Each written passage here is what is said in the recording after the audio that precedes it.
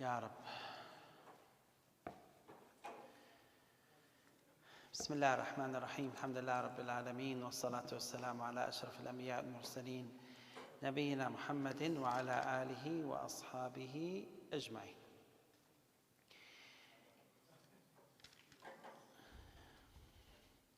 So we did talk about what nullifies someone's wudu, and we mentioned a couple of items, and I want someone to remind me with the first one. What may nullify someone's wudu? Okay, so anything that goes out of the two ways, it could be stool, it could be urine, it could be wind, right? All of these would nullify someone's wudu. Or even, anything that goes from these two paths. Okay, now, so that's good, Jazakallah khair. That's the first one. The second one is, but not any type of sleep, right? Deep sleep while laying on the bed or on the ground. If someone sleeps while sitting in Friday prayer, then what's the ruling? It's okay? Even if the person snores? Okay. So we talked about three ways of sleeping, right? Either someone sleeps like regular sleep, on the bed or on the ground or whatever it is, but like, people sometimes sleep on their back, on their sides, on their stomach, which is not a permissible one. Did you know that? It's not permissible to sleep on someone's stomach unless there is a necessity. Did you know that? I know that it is very common in, I think it's perhaps in the Western world in general, that youth like to sleep on their stomach. And that's haram, that's not permissible. Rasul ﷺ once went into the masjid and he found a person sleeping on his stomach. So he ﷺ hit him and he said, this is a type of sleep that Allah subhanahu wa ta'ala hates and his messenger doesn't like. إِنَّهَا نَوْمَةٌ يُبْغِضُهَا اللَّهُ وَرَسُولُهُ. That it's a type of sleep or a shape of sleep that Allah subhanahu wa ta'ala dislikes and his messenger doesn't like it, which makes it haram. It's not permissible. Okay? For all. Yeah. So I think your question is important to always recognize that any Islamic ruling should apply to both male and female, unless there is some specific thing about it. And that's very rare to find. Like the vast majority of our rulings apply to both male and female. Allah subhanahu wa ta'ala has said, وَلَهُنَّ مِثْلُ الَّذِي عَلَيْهِنَّ بِالْمَعْرُوفِ. That they have their rights and they have their obligations. Yeah. And Allah, Rasul ﷺ has said, النِّسَاءُ شَقَائِقُ الرِّجَالِ. That women are the equivalent to the men. Yeah. So there are few things that would be different between men and women. We only mentioned in nawaqid al-wudu that of course some of the moisture that women have but men don't have, for example. This is a specific ruling for women, and so on. Those are very rare to find. Okay, any question? Okay, what is the next one? So we talked about sleeping, which is regular sleep, and that actually nullifies someone's wudu by all madhahib. But if someone sleeps as he or she is waiting for the Friday khutbah or waiting for someone while sitting, what is the ruling on that? I'm waiting for someone, so I'm like this. Or someone is watching, for example, a TV, and he's like this. Does that nullify his wudu? No? Yeah. So if, huh?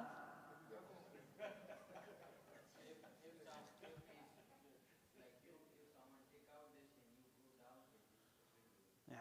So the ulama have said that if the person has a deep sleep, then it nullifies their wudu, period. This is agreed upon. No difference of opinion, right? So if I'm like this and then I start, I went, for example, for 15 minutes or 10 minutes, and I started to snore or maybe to, I no more remember what has happened in the past 10 minutes, then that nullifies the wudu regardless. That's by all ulama. On the contrary, if the person sleeps only for maybe a couple of seconds or maybe for less than a minute, it's a fatigue kind of sleep. It's not like a sleep as we define it in English, but it's more like this, right? And it happens a lot. Like you're looking at you're reading something, and then all of a sudden it drops, and then you get alerted, right? So those couple of seconds, maybe half a minute, whatever it is, I mean, it is, you're no more awake, but at the same time, this doesn't nullify someone's wudu, according to the vast majority of ulama. And the criteria here is that if the person remembers everything that is around him or her, then that fatigue that he or she had doesn't count as a sleep that nullifies wudu. Okay? But if he went into like a dream, or even without a dream, and they no more recognize what has been said, for example, I'm waiting for the khatib to make the prayer, and then the khatib, mashallah, went into a 20 minutes khutbah. By the end of it, they made the iqamah, and I'm like, oh, what's going on? And then he should ask himself, did I recognize the khutbah? Did I really understand what the khutbah was about? If he doesn't remember it, he should go to renew his wudu immediately. That nullifies his wudu definitely by all ulama. Now the last one is, what if a person sleeps in a position that is neither laying nor sitting? Like I mentioned an example of a person who sleeps while standing. I remember this happens in some of the, unfortunately, some of the countries where they have oppression. So they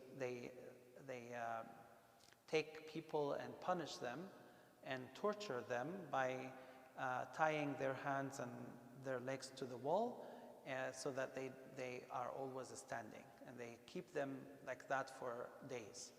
So what if they sleep?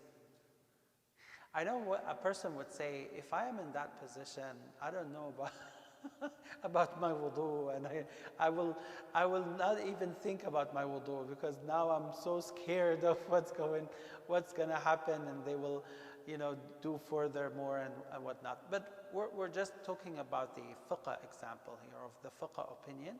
The fiqh opinion says that if a person goes to very light sleep while he or she is standing, then that is just like when someone is sitting. So it doesn't really nullify the wudu if it is a short period of time, inshallah. Okay. طيب. So what we want to do now is, one last one. Do you remember one last thing that nullifies someone's wudu? Huh? Skipping the what? What nullifies wudu? No, we didn't talk about vomiting. There's one more thing, that touching the private area for men and women. من مس فرجه فليتوضأ.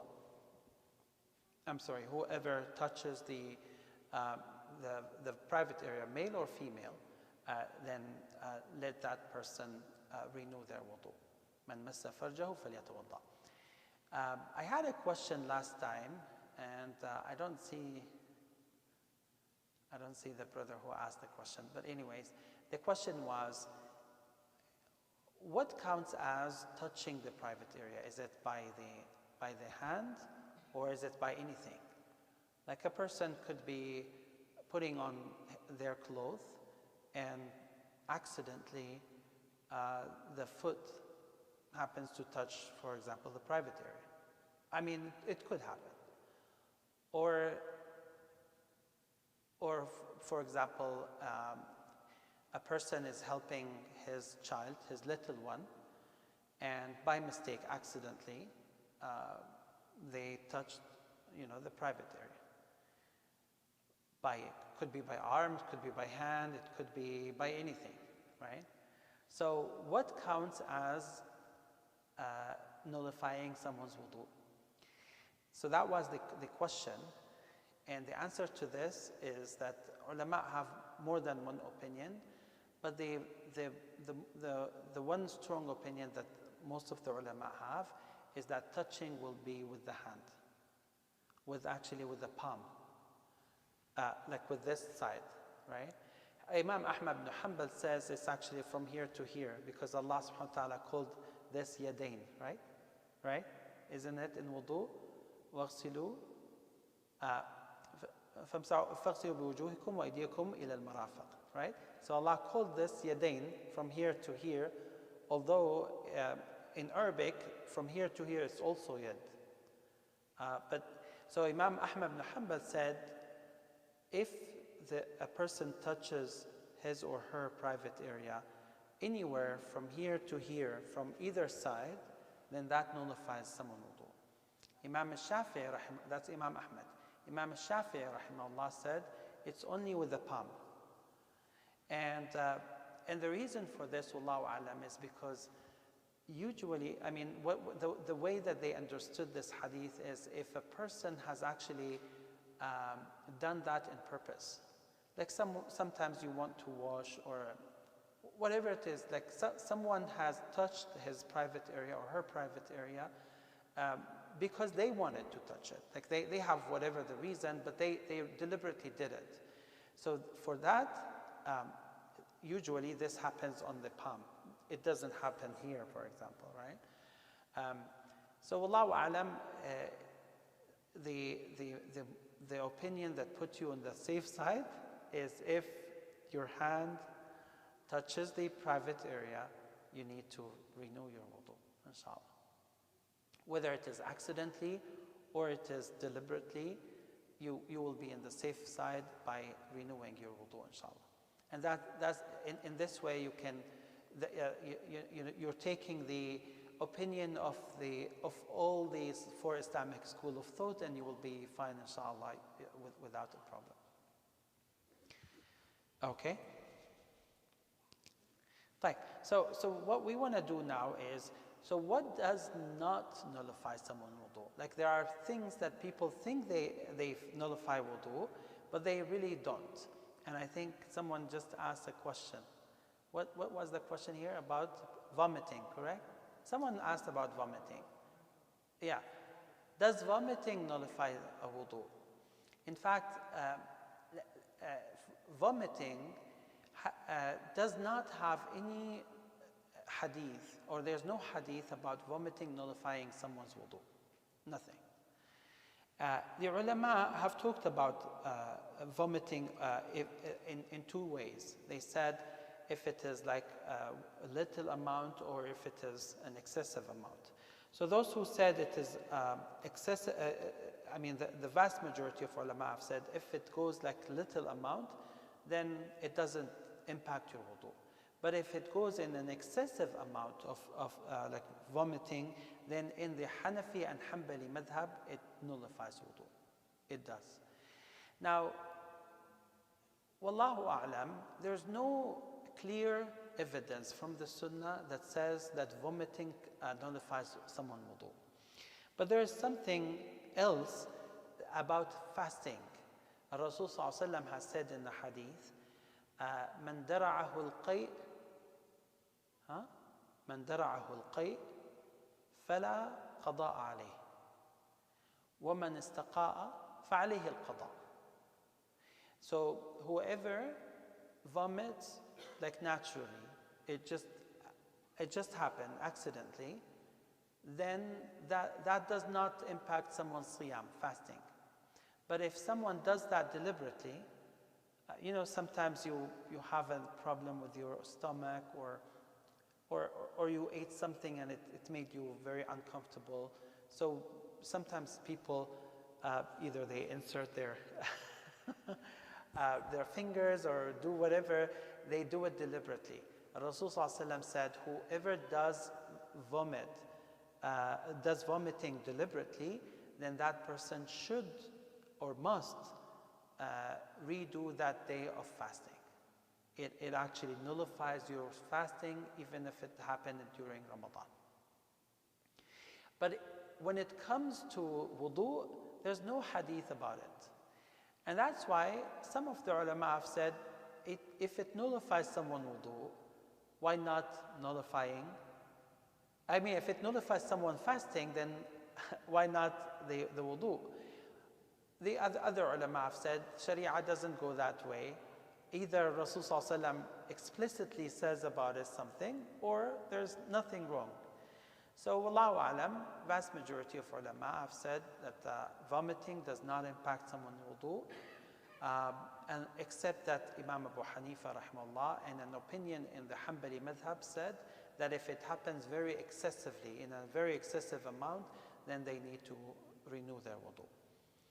Now, another one is about bleeding. What if someone bleeds, or what if someone does cupping? You know cupping? Hijama? What do we call hijama in English? Well, cupping does not necessarily require the cut, right? Or does it always happen with cut? Doesn't always. Exactly. So hijama only happens if there's cut.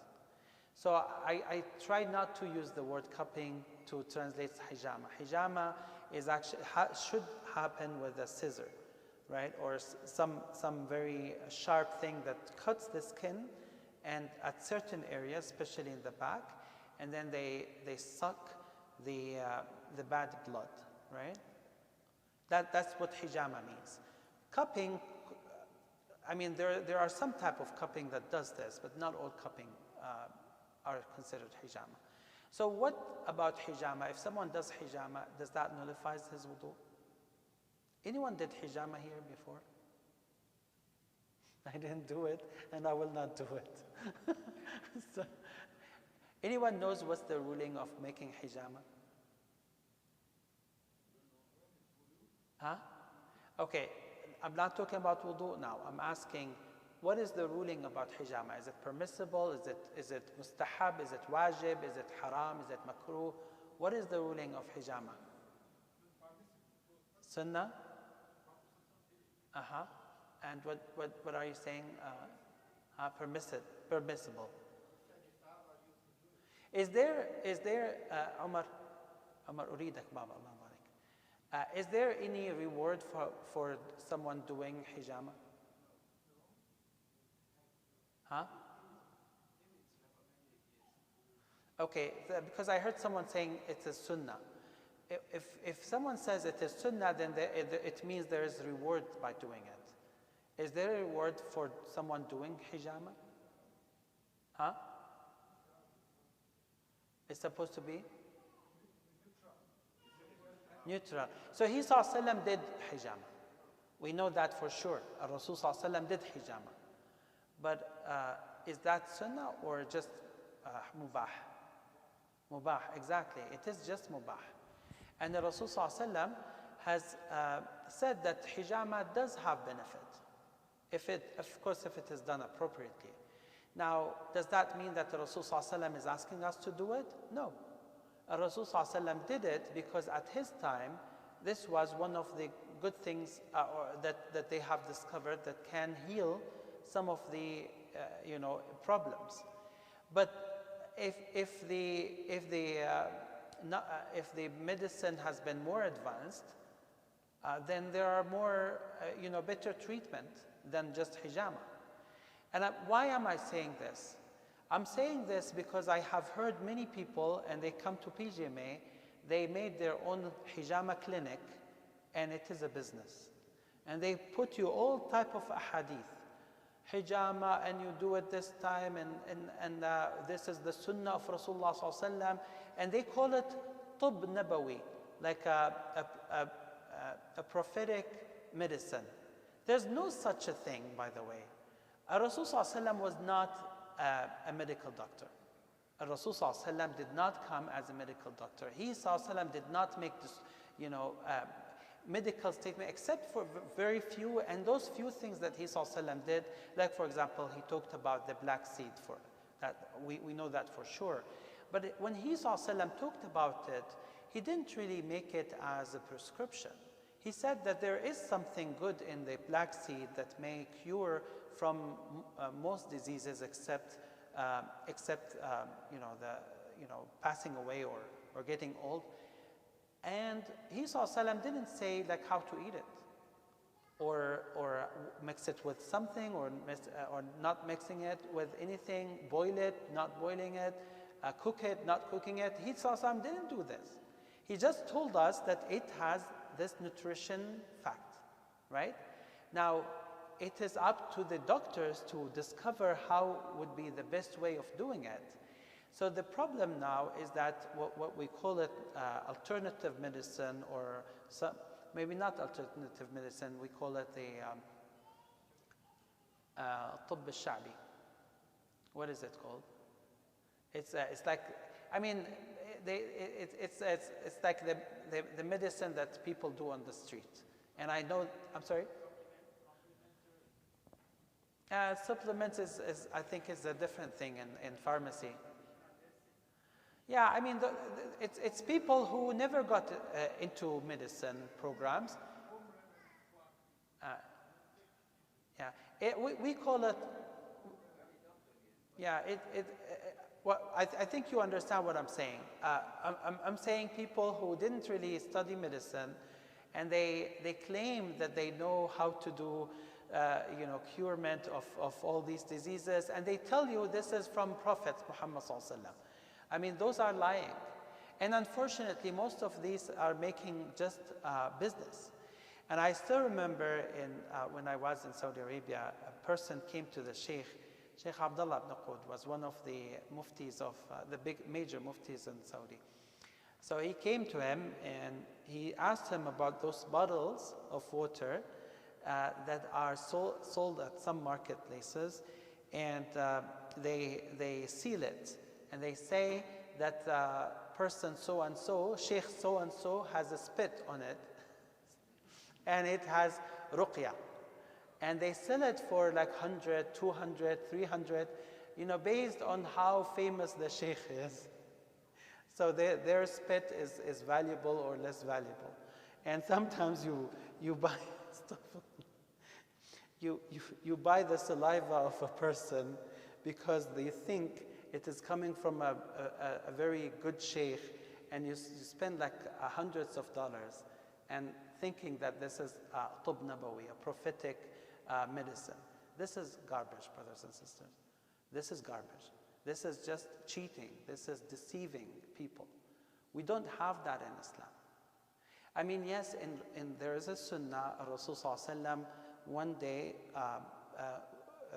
or met with Sahaba, a group of Sahaba who were on travel, and then they passed by a village where they were told that the leader of that village was, had a bite, and he had some inflammation. So they said, are you able to make ruqya? And then the person said yes, but he made a condition. He said, I will make the ruqya, but I need some money. And there's another narration that says that those Sahaba, when they passed by this village, they did not welcome them, they did not host them, they did not offer them any food, and they were so hungry. So the Sahabi said, okay, I will do it, but I will need some money. They said, okay, we'll give you money. So he read Surah Al-Fatiha. He recited Surah Al-Fatiha on that person who was sick. And alhamdulillah, Allah subhanahu wa ta'ala cured him. So they gave him money. The Sahaba who were in that group, they said, Wallahi, we will not consume that money until we ask Rasulullah, is it okay or not? And when they reached to Rasulullah sallallahu alaihi wasallam, he sallallahu alaihi wasallam okayed them. Right? Now, were these Sahaba making that business? Wasn't it accidental? Like the Sahaba themselves, it just happened that they were passing by this. They were so hungry.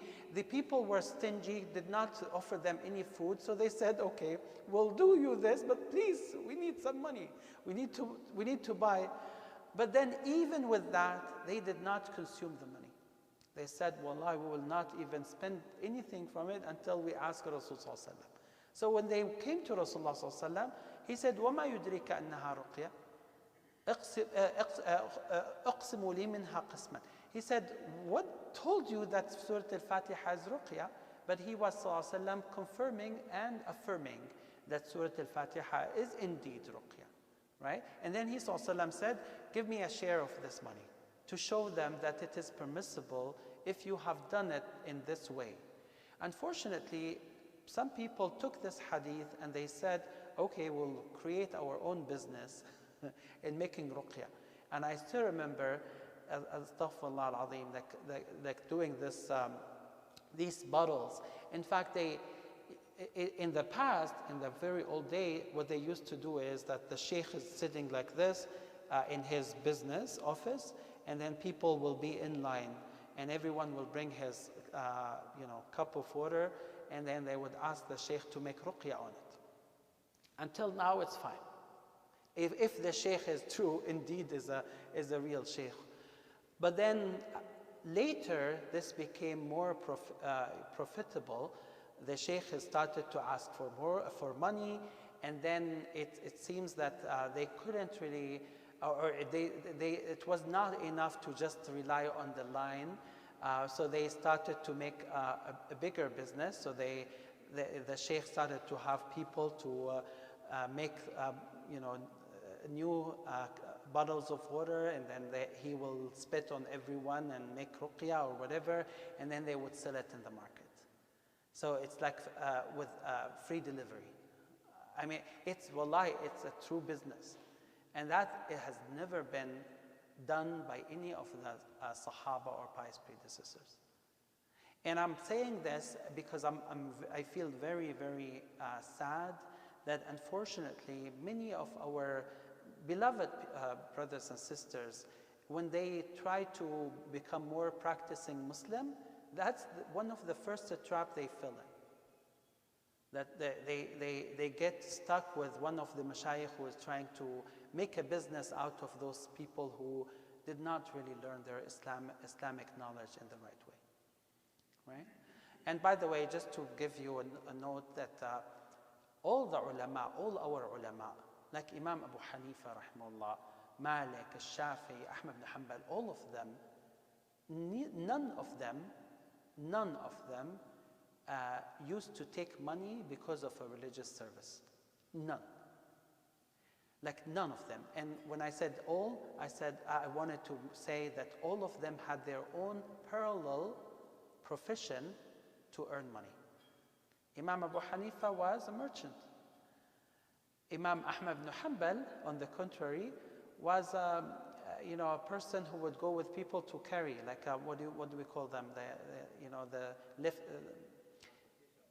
When you move from a place to another, you rent people. Movers. He was a mover. Ahmad ibn Hanbal, rahimahullah, this is one of the greatest imam in the whole history of Islam, was a mover. Yes. That was his profession. Not profession, actually. He was very poor, and that was the only way for him to get money without charging people for the religious service or for the knowledge that he was teaching them. Okay. So why did we go this route? Okay, we talked about hijama. So does hijama nullify wudu? It doesn't, actually. The ulama have said that, actually, ulama have said about bleeding the same way they talked about vomiting.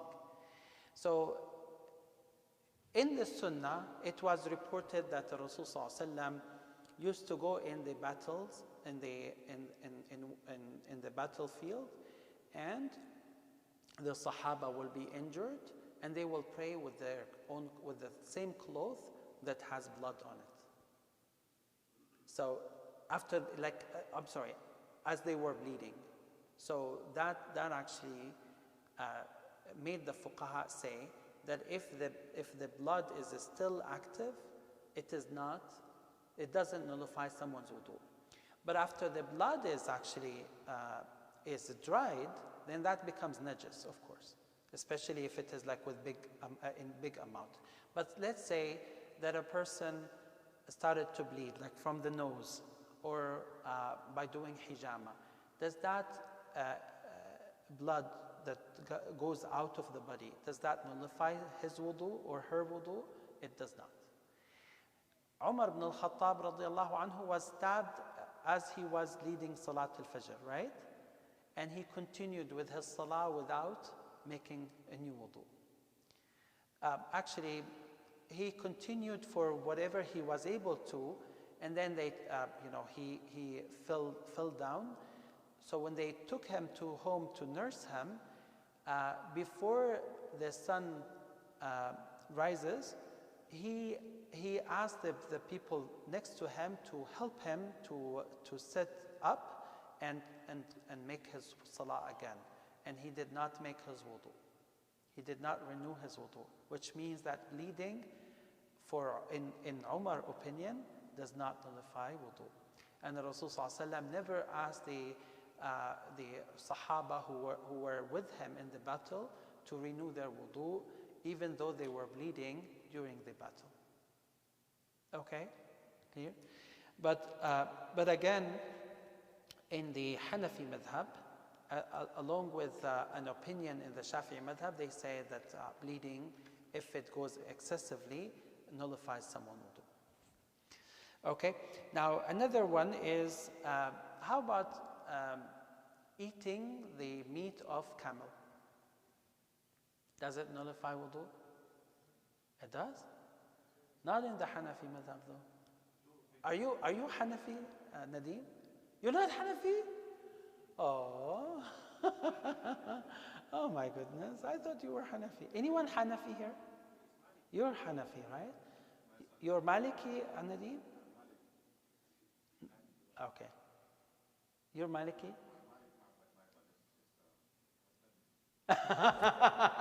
Your son goes to the Quran. Yeah, so they follow Darul Ulum, and they are Hanafi. Yeah, they are Hanafi. Okay, so eating the meat of camel nullifies wudu only in one madhab. What is it? No? Hanbali madhab. Only in the Hanbali madhab. All the other madhab say that it doesn't nullify wudu. And the reason for this is because there's an authentic hadith in which Rasul ﷺ was asked, are we shall we renew our wudu after eating the camel meat? And he ﷺ said yes. They asked him the same question, but after eating the lamb meat. And he ﷺ said no. So lamb, if you eat lamb or goat, for example, you don't need to renew your wudu. But according to this hadith, if you eat the camel meat, you need to renew your wudu. Now, why did the other madhahib say that eating from the camel meat does not nullify someone's wudu? They said because we have other evidences that Sahaba did eat from camel meat and they did not renew their wudu, which for them it means that renewing someone's wudu after eating the camel meat is only recommended, but not required, right? But I do renew my wudu if I eat camel meat, just to make you sure. Although camel meat is not available here. Is Brother Saeed here? Saeed. Okay, do you have camel meat in that restaurant? You don't? How come, ya Shaykh? Okay, if you get one, please put that hadith in front of the restaurant and say, if you eat camel from here, you need to renew your wudu, if you are Hanbali. Okay, fine. Next one is, what if a person get in doubt whether he or she nullified their wudu or not? So I did pray Salat al-Maghrib. I'm sure I did it with wudu. And then between Maghrib and Isha, I did go to somewhere and then I came back and I'm here for Isha and I'm like, did I nullify my wudu or not? What happens? What's the ruling? You have to redo it again.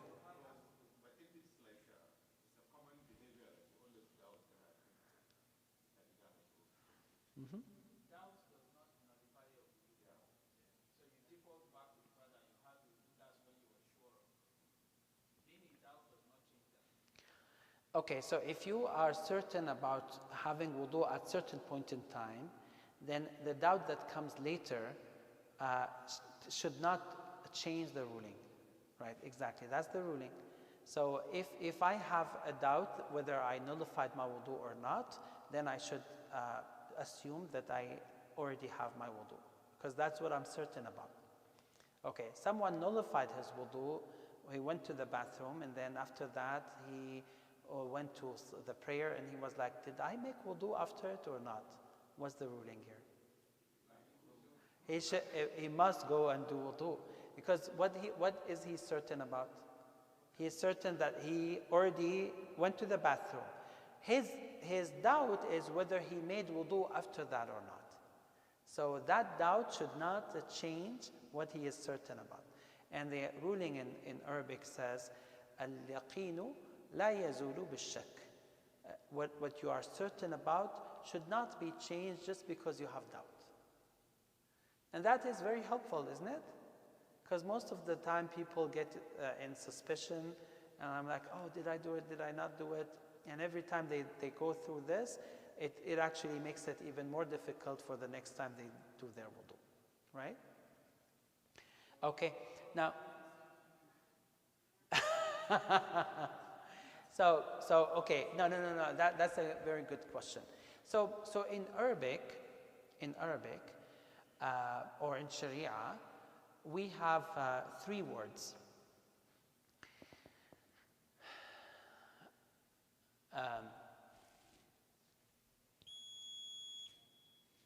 So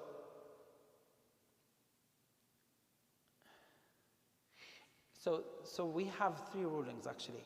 So there's one ruling about if there is a little of doubt, we call this shak. We call this shak. And then there is like 50-50, which you just mentioned. And then there is something called like, well, most likely it happened, but I'm not too certain. And we call this غلبة الظن in Arabic.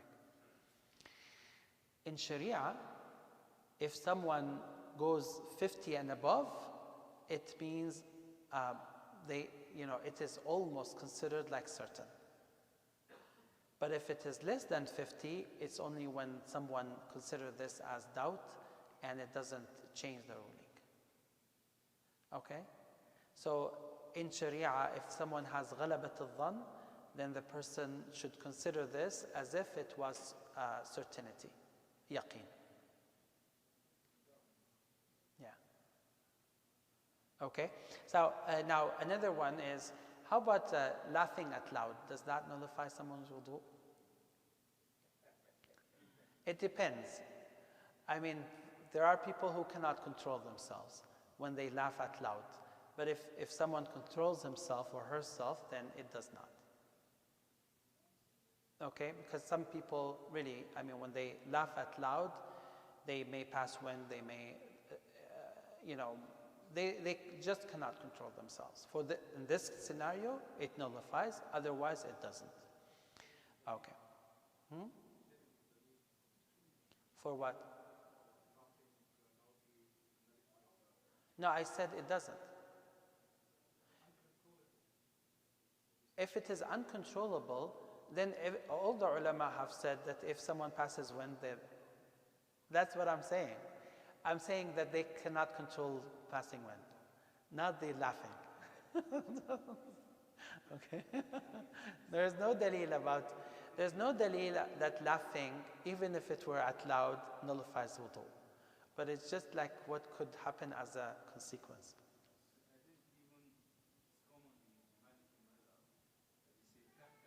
Al-qahqah, yes. Yes. Yes. That's actually qahqah, what I'm talking about. Yeah. Yeah. It doesn't unless a person cannot control like passing wind. Yeah. Okay. Now, one last thing I want to say is when someone washes the body of a dead person, right? There is a hadith that says, من غسل ميتا فليغتسل ومن حمله فليتوضأ. Whoever washes the body of a dead person, let him make ghusl. Let him wash his body. And whoever carries the deceased, let him renew his wudu. That's a hadith. The ulama have difference of opinion about the authenticity of the hadith. And the hadith is in two parts, right? The first part, من غسل ميتا فليغتسل. Whoever washes the body of a deceased, let him make ghusl, right? This is the first part. The second part, ومن حمله فليتوضأ. And whoever carries them, then let him renew their wudu. Do we do that here? Actually, we carry and we wash them and we come to the prayer, don't we? We don't really do it. Huh?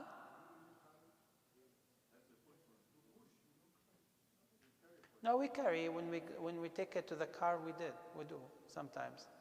Yeah. Yeah, we do. Yeah. But here's the point. The first part of the hadith, there's difference of opinion about its authenticity. The second part, vast majority of ulama have said it is not authentic, it's weak. So then, which means from a fiqh perspective, there's difference of opinion. Should someone make ghusl after washing the body of a deceased or not? And wallahu alam, the vast majority of ulama have said that it is just sunnah. It is not required. So if someone washes the body of a deceased, it is sunnah for that person to make ghusl himself or herself, right? But it is not required, meaning if you do it, you can go back, you can go directly to pray and you're fine. Unless by accident you touch the private area. Of course, ghusl, by the way, inshallah we will try to have a course here about how to make ghusl, but just to let you know, it is not permissible for a person to wash or to touch the private area of the deceased. What they can do is to use some cloth and wash the private area with that cloth, but no direct touch. It is not permissible to see the private area or to touch it barely with a bare hand, right? It has to be under cover and it has to be with some cloth in between. Okay. But anyway, so if someone does the ghusl of mayyit properly, then it is sunnah to make ghusl, but it's not required, and they can pray, inshallah, without having to renew their wudu as well. Okay? Now, a question comes about, or another topic that comes, when do we must have wudu? Like, what are the situations or scenarios when a person, a Muslim, must have a wudu? What are they? Of course, salat, right? Easy. If you want to pray, you must have wudu. Okay, what else? Tawaf, mashallah, yes, tawaf. Tawaf when you go around the Kaaba. How about sa'i? You don't need to have wudu when you do the sa'i. Yes. Well, you were close. What did you say first?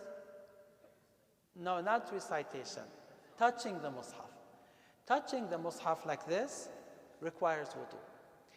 And that is by the four madhab.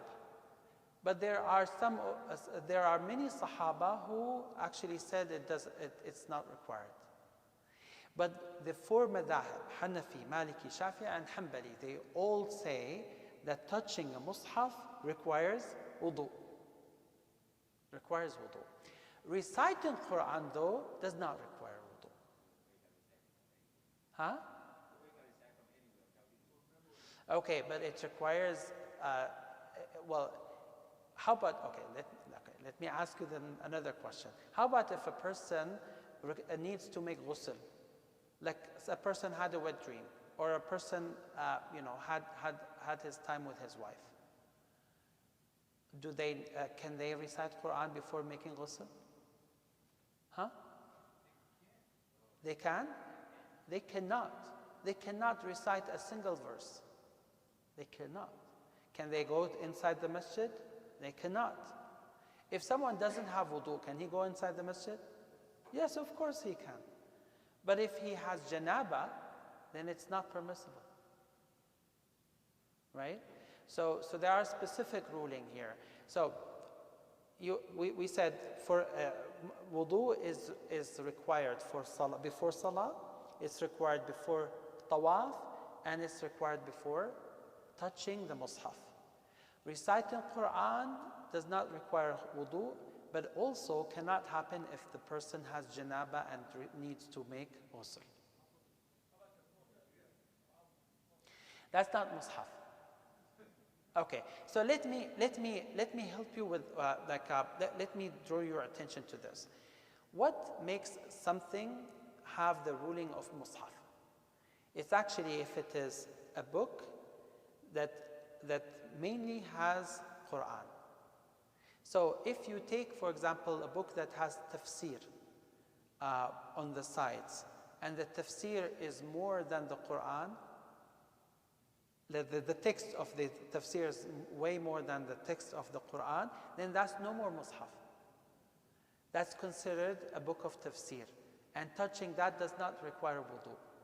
Right? So what requires wudu is the physical book that has Quran in it, that is only for Quran or primarily for Quran. Now this one doesn't really do that. Right? Because actually even if you show this page on the screen, it's not Quran, it's only one page. Right? Yeah. So, and that's why the ulama have said, you cannot take mushaf with you to the bathroom, but you can always take this to the bathroom. And if someone asks me, what makes this different from the mushaf? It's actually easy, because in the time of Rasulullah ﷺ, the huffaz who memorized Quran had the Quran in their minds. Still, they were fine. I mean, they didn't even ask Rasulullah ﷺ if it is permissible to go to the bathroom. Right? They have it in their minds. But what really cannot go to the bathroom and what really requires someone's wudu is actually to touch the mushaf, a complete mushaf, a physical mushaf. That's what requires wudu. And again, there are some opinions of the Sahaba. Actually, there were some Sahaba who used to touch the Quran or the mushaf without making wudu. But if you go to the four schools of thoughts, they all say that touching the mushaf requires wudu. Okay? Made it clear, inshallah? Yes, go ahead. If it were like incomplete Quran, it's no more mushaf. Yeah, like I think that we have here 30 parts. Each one is considered is like one para, one juz'a, right? That's not mushaf. Yeah. Yes. I'm sorry? Okay. We need to be careful about that. I mean, if the ruling about carrying mushaf to the bathroom is actually a bit different than touching it for wudu. Because that one, I mean, we need to really always honor the name of Allah and the dhikr. In fact, the Rasul ﷺ one time was making wudu, and he was not done with his wudu yet. And a person says, Assalamu alaikum wa rahmatullahi wa barakatuh. He ﷺ did not respond until he finished. And then he explained. He said, I did not want to mention the name of Allah without having full wudu. You see the point? To that extent. So we need to respect. Now the question is it haram? Like is it going to be like a, well, we say touching the one juz' without wudu, inshallah it's permissible, but it doesn't have that much of respect. But taking it to the bathroom, even if it were just one word, then that's problematic. Yes. In the backpack?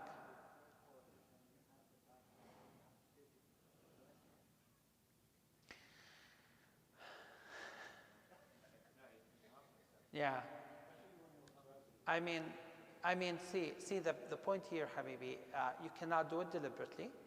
If you have to make it because there's no other way, or otherwise you will lose your whole bag, then that's a different issue. I mean, if there's necessity, Sharia is always flexible.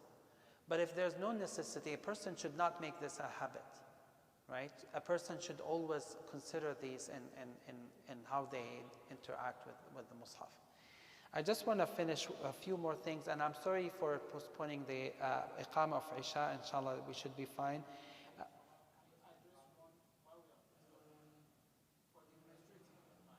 For what?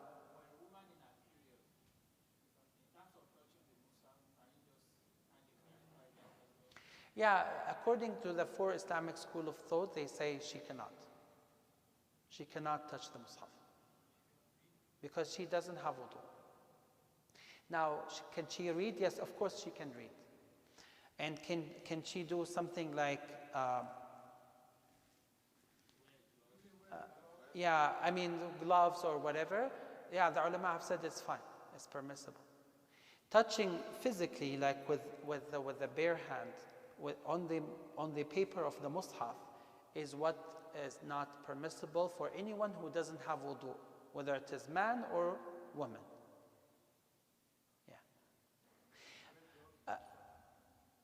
Rasul Sallallahu Alaihi Wasallam has distinguished between junub and ha'ad. Junub is the one who has to make ghusl, right? Like someone who had wet dream, or like a couple who had love. Those kind of thing requires what? Ghusl, right? Requires full wash of the body, right? It's called ghusl in Arabic. So we call this janaba. Like this situation is janaba. A woman in her period, we call her ha'ad, right? Rasul Sallallahu Alaihi Wasallam has said, "Inni la uhillu al-masjida li ha'adin aw junub." That I do not make it permissible for any person who is ha'ad or who is junub, who has janaba. But there was one hadith that says that Rasul Sallallahu Alaihi Wasallam was doing i'tikaf in the masjid, and Aisha radiallahu anha wanted to hand him something, and she was in her period, so she couldn't. So she asked him, and he Sallallahu Alaihi Wasallam said, "Give it to me." She said, I have hayd, I'm on ha'ad. And he said, "Your hayd is not in your hand." And so he allowed her to come inside the masjid and go and leave. What the ulama have said about this is that hayd is something from Allah, is not something that we did. So Rasul Sallallahu Alaihi Wasallam did not allow the one who has hayd to touch the Mus'haf or to stay in the masjid for a long period of time, But they still have more excuses when it comes to that than a person who had janaba. Because janaba is something in your hand. You can always go and make ghusl, right? You see the point?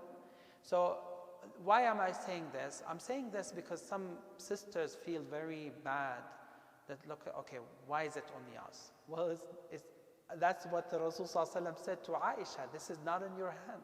So you are excused. And that's why Allah subhanahu, it is permissible for a woman to get inside the masjid if she needs to get something, even if she has hayd, right? Even if she has hayd. But not to stay for a long period of time. Is that the unanimous opinion by all scholars? No. There is a difference of opinion. But in the four Islamic school of thought, Hanafi, Maliki, Shafi'i, and Hanbali, they say two things. One, anyone with no wudu cannot touch the mushaf. Anyone who has hayd or janaba cannot stay in the masjid. That's in the four madhab, right? But again, that does not mean that a lady who is in ha'id cannot recite Quran. She can always recite Quran. Or she can touch the mushaf with some cover, right? And in fact, I think it's one of the big and major problems that we have in the Islamic world, that they treat the women in their period as if they are najis. That's not true. She is tahir. Like she is tahir. I mean, the blood is najis. The blood itself is najis, but she is tahir. And we cannot just, I mean, this is not in her hand, so she is excused for that, but and thus she can recite Quran, she can touch the mushaf with some cover, she can, if she has something to pick up from the masjid, she can do that and leave, as long as she doesn't stay for a long time, right? In the contrary, the one who has janaba cannot do any of these. Has to make the ghusl first and then do it. Does that, is that clear, inshallah?